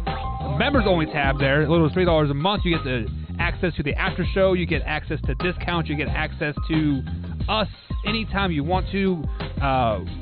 This show used to be live, raw, and uncut. It is still live and raw, but the after hour show is a lot more uncut. We let words fly that you shouldn't be hearing anywhere, a.k.a. apple pie. I mean, every time Nana throws the word apple pie out in the chat, somebody's going to be in there now and recording it, and we're going to get on blast. Hey, you know what? We dropped apple pie in there, and I get hungry, and I walk inside. I'm like, Cindy, oh my God, I would love some apple pie. And like, she's like, you know what? I would love some cheesecake. So we end up going to Dairy Queen and getting like an apple pie blizzard, or I don't know what it is, but so not where I thought you were going with that. Oh no, like we get blizzards. Like blizzard. There are 3 things in the world that we cannot live without. One of them is cheese. Cindy loves her cheese. I love my ranch, and blizzards. Dairy Queen blizzards. I do love Dairy Queen, man. Fun fact: every time it snows here in Indiana, you get a free small blizzard. Did you know that? Do you guys got? I did not know that. Do you guys got a Baskin Robbins around there? Not that I'm aware of. Oh man, they're maybe on the Louisville side. Their chocolate peanut butter shake. Oh my God, dude! I'm telling you, if you've ever thought about a drink that tasted like a peanut butter cup, like, oh man, unbelievable. Between I don't know about you this one. and Nana, so fun factory, my Uncle Al lives up in Wisconsin, and every time we go up there, we eat the crap out of cheese curds, man. Like it's something about Wisconsin cheese curds is just like the best thing in the world. Like, wow. See, I've heard Wisconsin cheese boxes are something totally different, but we'll talk about that in the after hours show. We will talk about that in the afternoon. So I only saw cheese in box, and I did not read the whole comment. So I tried to keep it clean, I guess, and you guys went straight to the gutter. Now I'm pondering thoughts. Is it like a hot box when you go to bed, like you pull your sheets over and you? No. I'm pretty sure he was talking about the thing you're taling about. I was the one thinking somewhere. Oh, yeah. Okay. Just making sure we're clear here. But being perfectly clear here, AJ Green is heading to Phoenix, Arizona to become a part of the Arizona Cardinals. He signed a 1-year, I believe it was $8 million deal there to join with DeAndre Hopkins, Larry Fitzgerald, Kyler Murray, J.J. Watt. The list goes on and on and on. They're almost developing a super team. Great signing over for there. The Cardinals. Possibly. So let me ask you this question. Does this signing of A.J. Green put the Cardinals over the top and into the Super Bowl over the Buccaneers? No, they're contenders. They were contenders before this signing, though. Right. But they're still contenders, and it gives them a little bit of a better chance, to go ahead and compete in the NFC. Look, the NFC is not very deep. You've got the New Orleans Saints. You've got the Green Bay Packers. You've got maybe the Seattle Seahawks, depending on what's going on there. The Los Angeles Rams, and the Arizona Cardinals. So I take that back. It looks like Larry Fitzgerald has officially has retired from the NFL. So A.J. Green has basically slid into the Larry Fitzgerald spot on the roster. So the receiving core right now looks like DeAndre Hopkins, A.J. Green, and then Christian Kirk, and then Max Williams at tight end. And that's another guy that people are sleeping. Christian Kirk is a very good receiver. Also, very good receiver. Andy Isabella is really good. He had a pretty good season as well. If we're going to talk sleepers, he's a NFL sleeper fantasy pick there. So what can we realistically expect from AJ Green? Just because I feel like we've kind of grown a custom of him just kind of having quote mediocre seasons, and it's just kind of crazy to me. Sorry, I had a sound going on my ear for some reason. That was weird. Yeah, no, that's fine. So, AJ Green, you can expect something like 60 to 70 catches. A lot of things are going to open up for him because DeAndre Hopkins is on the other side. Right. Also, Christian Kirk is there as well. You're going to have a lot of open for Kirk and AJ Green are both going to benefit from having DeAndre Hopkins on the other side. But I think Kirk will benefit the most. I think Kirk's going to lead this team in receptions, in yards, because I think that he's going to benefit the most because people are going to really hone in on AJ Green and DeAndre Hopkins. So him and the tight ends are really going to benefit as well. I think that the Cardinals are a solid team. I think that they are right there with the Saints. Excuse me, with the Saints. Tori Anderson says Saints will not be above 8-8. Change my mind. Still very good defense. Still a ton of weapons, and still, they won 4-0 last year without their starting quarterback. So yeah, they're gonna be better than 8-8. Yeah. So we also have a question from John Carter coming in. Is this the most talented wide receiver core in the NFC West? Ooh, man. I don't know. You still got DK and Tyler Lockett. Is Lockett still in Seattle? He's there, right? He wants to trade though, right? He doesn't want to trade, but his name has been linked to going to Miami for some reason. I so you still got DK and Lockett, and then you still got the guys over there in L.A. I mean, the Rams have a really good wide receiving core. Cooper Kupp and who's their God, so bad with names sometimes.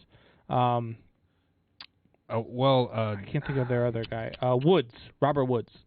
Yeah. So they've still got a very good, talented receiving core, but they are good, man. They are really good, and I really like this Arizona Cardinals team. If you're an Arizona Cardinals fan, John Carter, you're in for a very good season.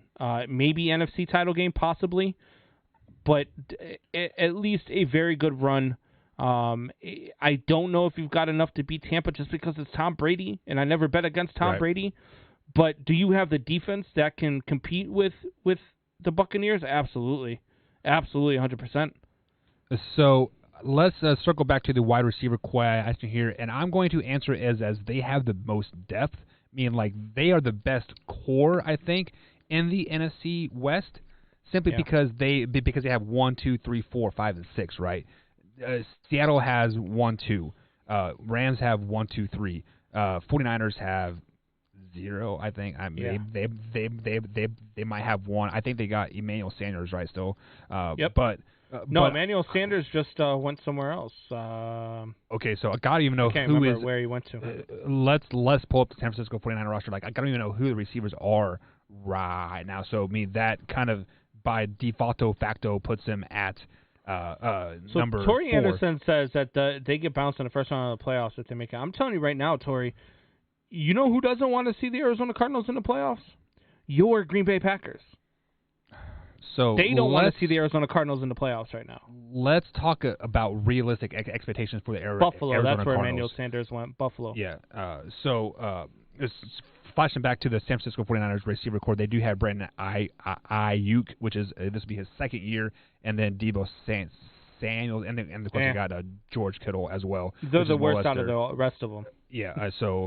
But as far as core, I'm going to go with like Arizona. So let's talk about realistic expectations for the Arizona Cardinals. Last year I had them as my sleeper team. Like they're going to slide into the playoffs, and they just missed the playoffs.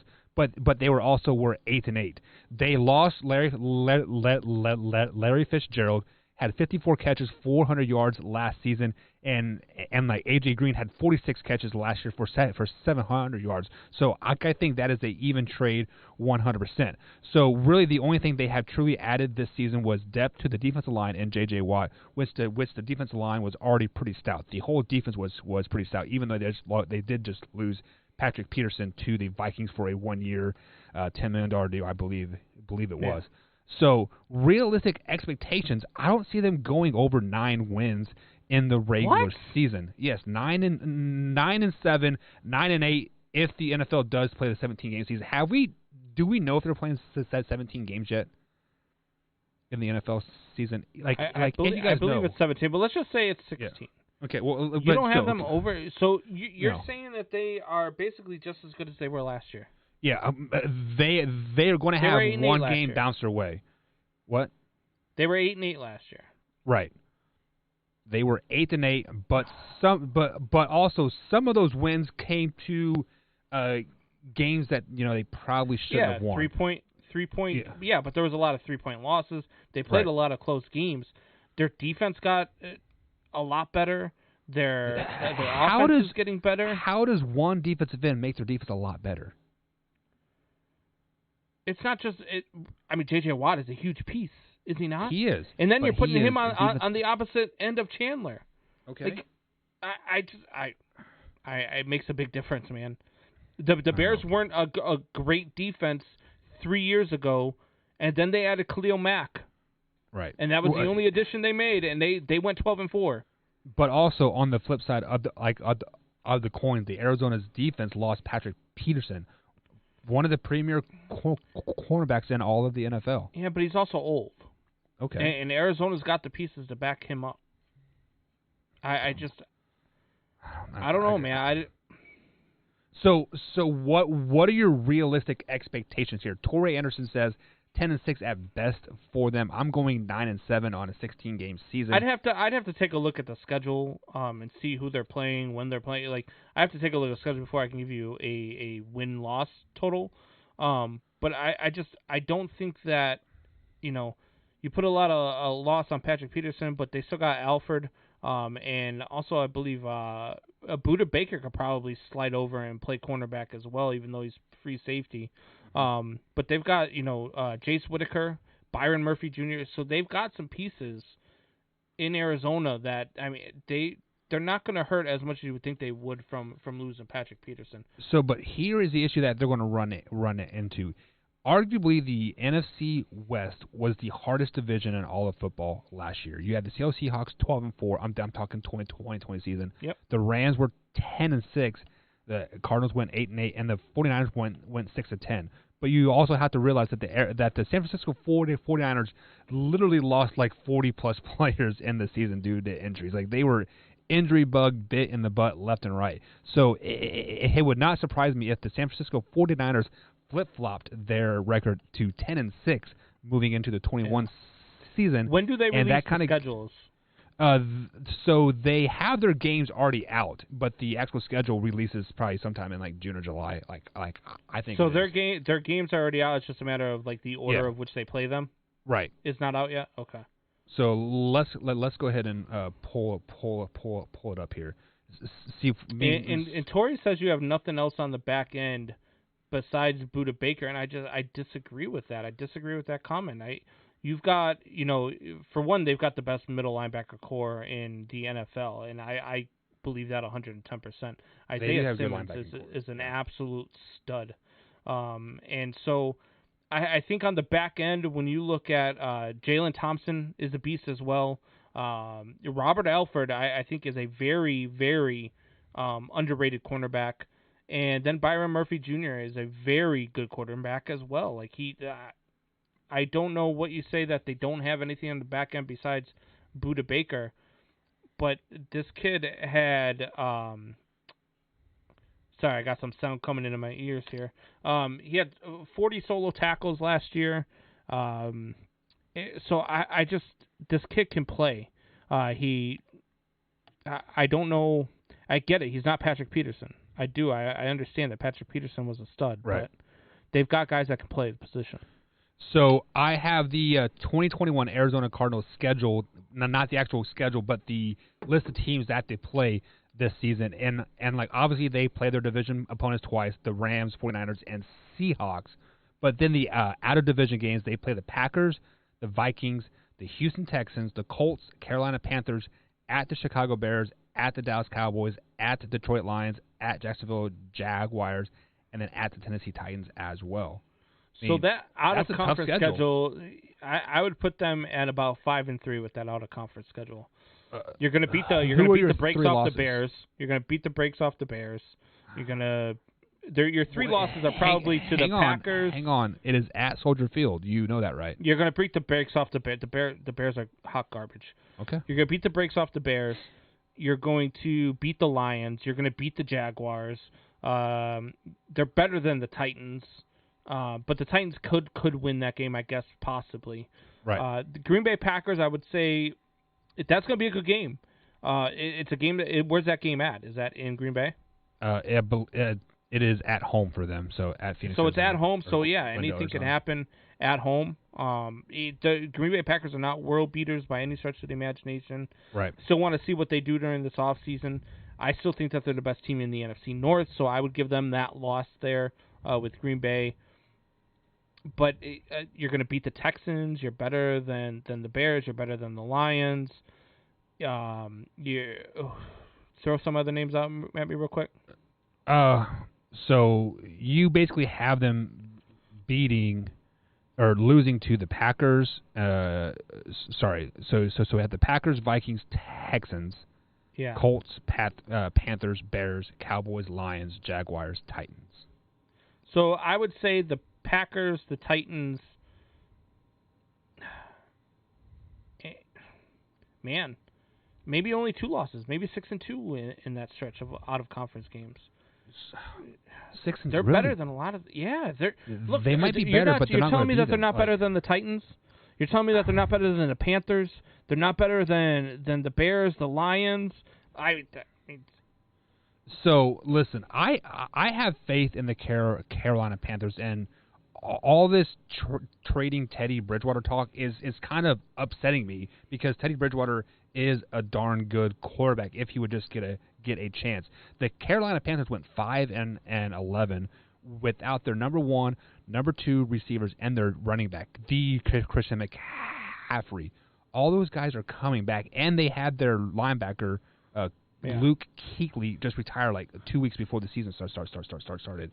So they're going to lose to the Packers, the Colts, and the Cowboys in their out of division opponents. Those will be their 3 losses. Okay, so you have 3 losses and out of conference. Now looking at their conference schedule, they play the Rams, 49ers, and Seahawks.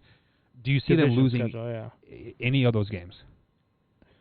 They're better than the Seahawks, especially if they lose Russell Wilson, which is they'll end up losing but they don't. Russell Wilson. No, that won't. Come on, he's staying there. I think they're going to end up trading him. I think they're just waiting for June to come around before they do it.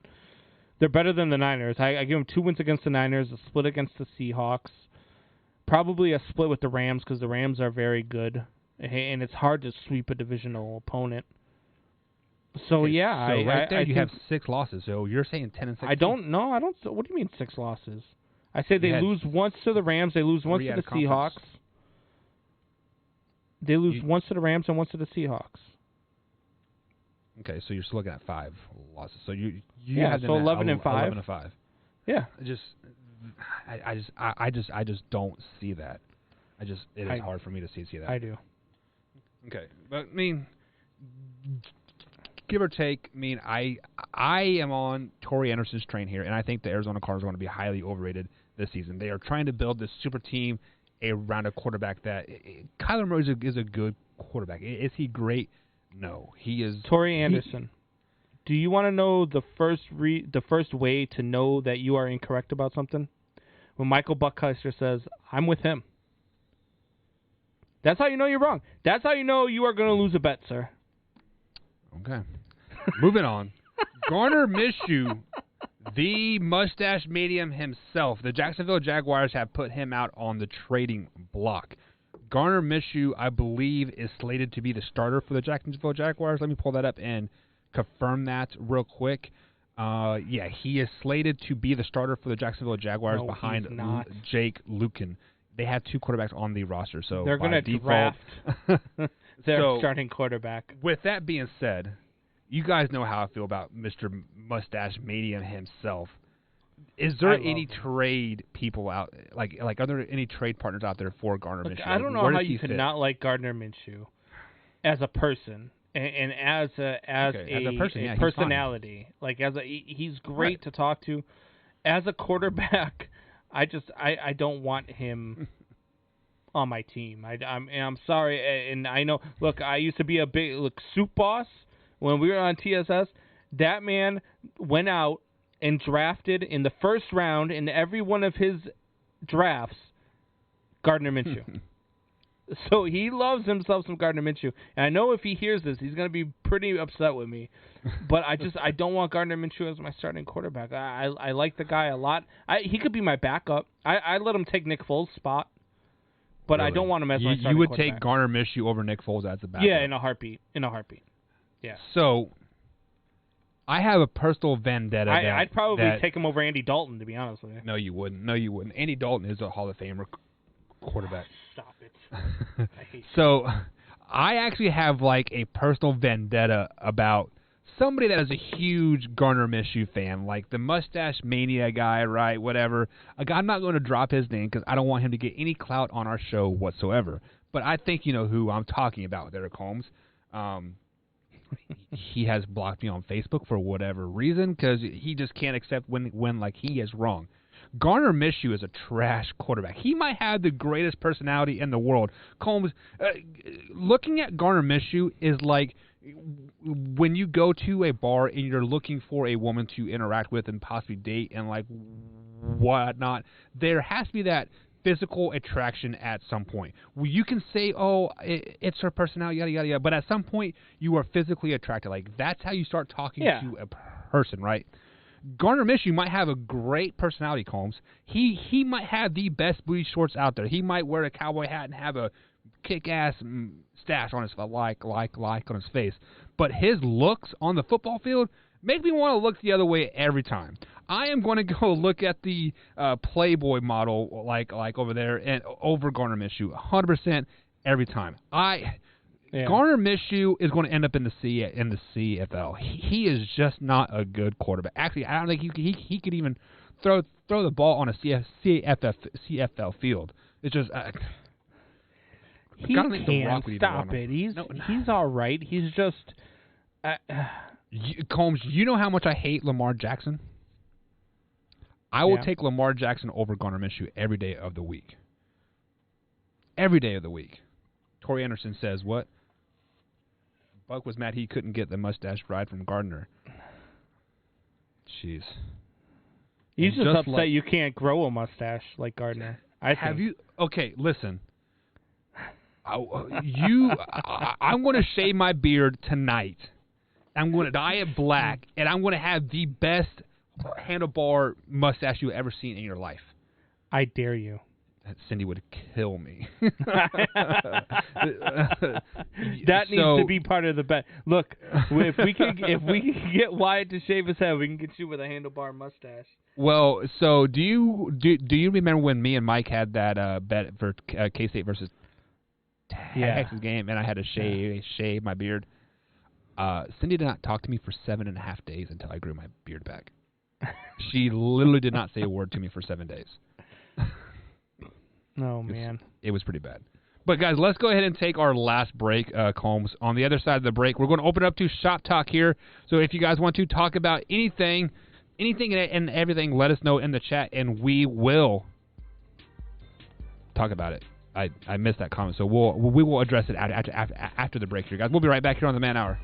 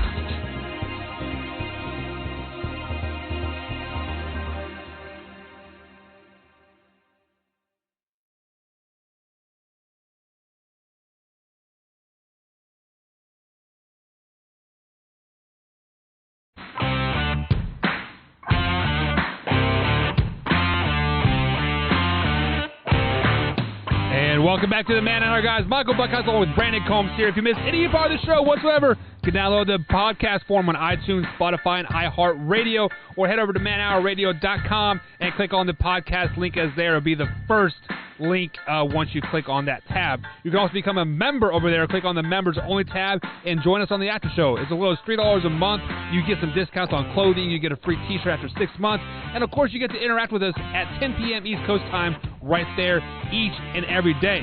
I should say Monday through Thursdays. I should say not every day. But let's go ahead and bring Combs back onto the show. Combs, go ahead and bring that comment back up for Tori Anderson. Tori Anderson says, I will bet you that Brandon Combs that the Saints do not finish better than 8-8, and loser does that last dab on it. I don't know what that means. Yeah. Maybe that's a TikTok thing or something. I don't know what it means. But if you're saying the Saints are not going to finish better than 8-8, I will take that bet, sir. I'm putting a provision on this. Jameis Winston needs to start the season as a starting quarterback. If they go with Taysom Hill, I agree with you. But if they put Jameis Winston in that quarterback, they're better than 8-8. Okay, so Tori, the rules are set. If Jameis Winston is the quarterback for the New Orleans Saints, they will go better than 500. Actually, I think What's Combs the actually last has him. dab though? Yeah, I don't know what that means. Maybe the last day on. I don't know. Last dab is from Hot Ones. It's over at 2 million Scoville hot sauce. Ooh. Look, I don't do hot, man. All right, but I'll take the challenge because they're gonna go better than 8-8. But it has to be Jameis Winston has to be the starting quarterback. Look, I don't do hot. So let's I'll put a take the position challenge on it because they're gonna go better than 8-8. But it has to be Jameis Winston has to be the starting quarterback. Look, I don't what is your let's put a position on it. I don't know. I would assume. How about this? The Saints are better than 500 with Winston at the helm. How about that? Yeah. How about that? I'll go with that one. So Tori, if you are okay with that, so let's say Winston plays 4 games this season and they go 2-2, Tori wins the bet. If they go 3 wins or better, Combs wins the bet. Does that sound legitimate, Tori? So let us know in the comments. I'm down for that. Man, I don't. So yeah, Tori actually says he will take that. So 2 million Scoville. That's hot, man. How do they rate that? Like, is it like how much it burns your tongue? Like physically burns your tongue and makes it all red and like. I guess, man. Man. The last time, so there's an old Super Bowl story. I won't finish the entire story, but there's a place in North Carolina that sells wings, and when you order these wings, they deliver them to your house, and you have to sign a contract because they are so spicy that they will not be responsible for anything that happens after you eat them. Oh, I'm out. Yeah, I'm the same way. Like, I couldn't touch them. Even smelling them, my face was on fire. So, God, so funny story. I'll take it, but we went out to eat at Cluckers last night. Or sorry, not Cluckers, but Roosters here in Clarksville, Indiana. And my nephew ordered some mild wings, and like I am a baby when it comes to hot stuff. Combs, if I get wings, it is honey barbecue. Honey barbecue, yes, thank you. And like sometimes those are a little too spicy, but my nephew ordered some like medium wings, and like it was they weren't hot by like any means. They were medium barbecue wings or whatever. Yeah, like it was burning my nose. That's the funny thing is Michelle's favorite place is Hooters, but I won't go to Hooters because I can't do their wings. Yeah. Honestly, back in the day, the best wings hands down was Buffalo Wild Wings, and then they got bought out by who did they get bought out by? KFC maybe? No, it wasn't KFC. No, it was Arby's. Arby's bought out Buffalo Wild Wings, and like ever since then, their wings have been complete trash. Roosters is a place to get wings here in Indiana. I think it's on Tuesday. They're like Combs. They are literally they're goods. They're handful size wings. They're like 75 cents like a wing, like bone in or bone out. I mean, it's absolutely amazing. Tori Anderson says Hooter wings are terrible. Yeah. I'm not so sure. I can't remember the last time. And guys, it's the obvious guy joke, right? When you say, right. "Oh, I don't like going to Hooters." Oh, ho ho ho, blah blah blah. Look, I'm not that guy. I'm not going to go there to look at the waitresses. The same reason why I'm not a strip club type guy too. Are you a strip club guy? No, fun fact about Michael Buckheischer. I've never been to a strip club. Oh, so I've been to a strip club. Right. A few of them. I mean, when you're in the Marine Corps, especially down in North Carolina, in Jacksonville, North Carolina, there's nothing else to do. There's strip clubs for miles. But it's one of those things where, man, that there's no reason for me to throw a dollar bill at a girl to take her clothes off and never talk to me ever again. And I could do that on the internet for like free, right? I mean, yeah, for free, or let's be honest, we're married. We could stay at home and do that for free too. Yeah, well, you can. I've actually been married for like 4 years almost now, and you know how that goes. Like after the first year, that's what I'm saying. You could give them money, but there's nothing else happening. So I'm not that kind of guy. So when we go to we could go to Hooters or all that, and it wouldn't be. I just don't like their food. No, honestly, Combs, if you want to go to a place like Hooters, there's a place in Kansas City, Missouri. Actually, it might be on the KCK side. It's called Twin Peaks. They are, a corporate brand. They might have some up in Tori Anderson's location there. But if we ever go to a Kansas City Chiefs game, we need to stop by Twin Peaks. This place, it is just like Hooters, but the girls are in flannel shirts and cut off jeans, right?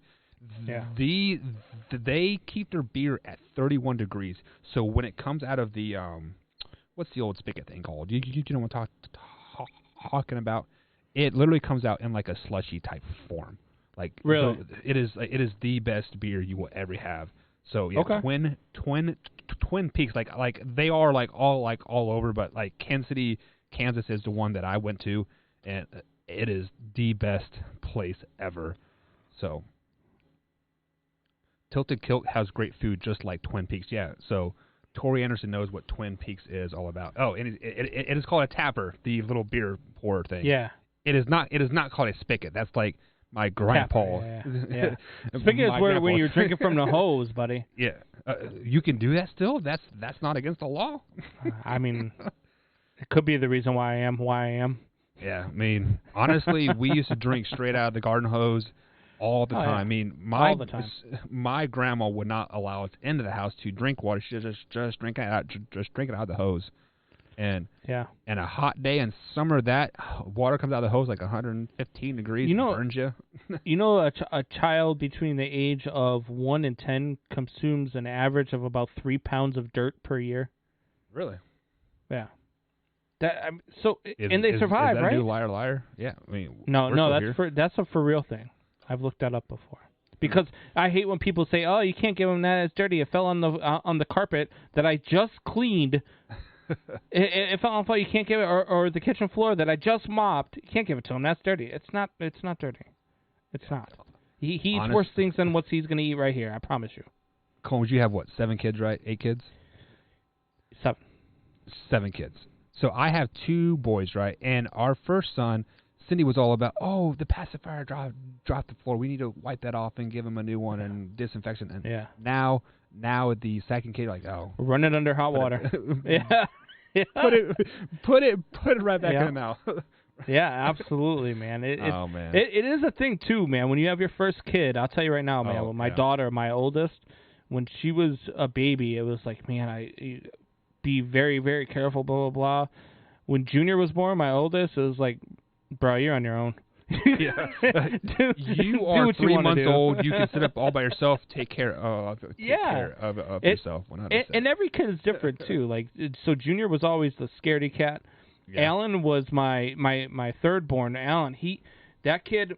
So Junior would get the coffee table and push it up to the couch, crawl on the coffee table, and jump onto the couch. Alan would then take the coffee table, push it as far away as he could, and still try to make it to the couch. That a kid. So they're all different. Yeah, they're definitely all different. But, guys, that's going to be it for the Man Hour tonight, or tonight, whatever time you are listening to us. But either way, at 10 p.m. East Coast time, you can become a member and check out the after show. So the after show does start at 10 p.m. East Coast time. So join us over there on manhourradio.com. Combs, any closing thoughts before we head out, man? Man Hour Nation, rise up. Have a good night, guys.